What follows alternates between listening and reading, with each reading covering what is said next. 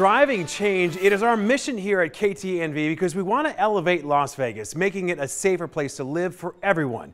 And 13 Chief Investigator Darcy Spears launched a years-long investigation into massive abuses against the elderly and disabled. Now she's ready to tell you the results. You've all heard the saying, if it's too good to be true, it probably is. But the heartbreaking stories of exploitation in Clark County courtrooms prompted us to say, this is so bad, it can't possibly be true. Unfortunately, it was. In February 2015, our first story aired about guardianship exploitation in a system that's supposed to protect our most vulnerable. So where are we now, 4 years later? That is, they would take him to the ground, they would tie up his hands. This scene played out when guardianship cases were heard in Clark County Family Court.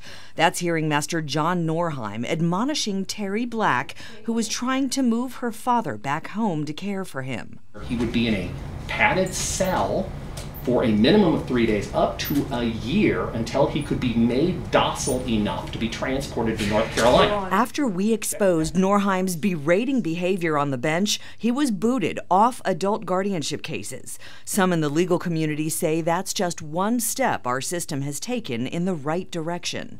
All that's changed now. The culture really has changed now. Most notably with the sentencing of private professional guardian April Parks and her cohorts.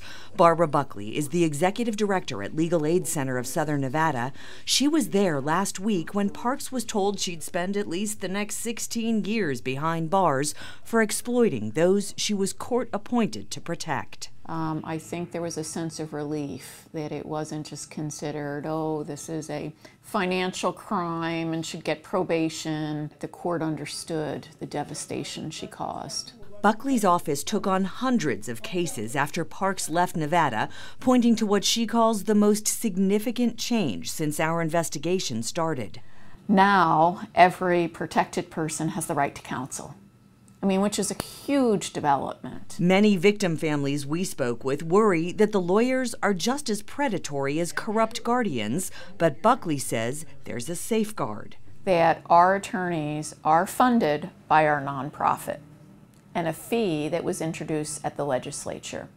So when we go on to a case, we are not taking a penny from the protected person. Other reforms include requiring private guardians to be licensed and establishing a guardianship compliance office. The ball is just starting to roll now. Former Las Vegas City Councilman Steve Miller has written about guardianship abuse for years. While he applauds the changes, he says we've still got a long way to go when it comes to accountability. Only the low-hanging fruit has been brought to justice, in my opinion. There are many other culprits out there. Most notably, he says, in the courts. People including hearing Master Norheim and his former boss, Judge Charles Hoskin, who used to oversee family court.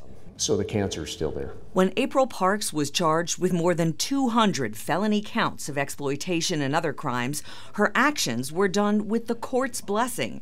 Court documents indicated Parks lied to the court, taking advantage of an overwhelmed system, but Miller sees it as neglect of duty on the bench. It's beyond not acceptable. It's a matter of that the court is culpable. The court is a party to the fraud that took place. That's a critical problem Buckley agrees with, considering April Parks didn't even file the most basic required accountings in dozens of cases over several years.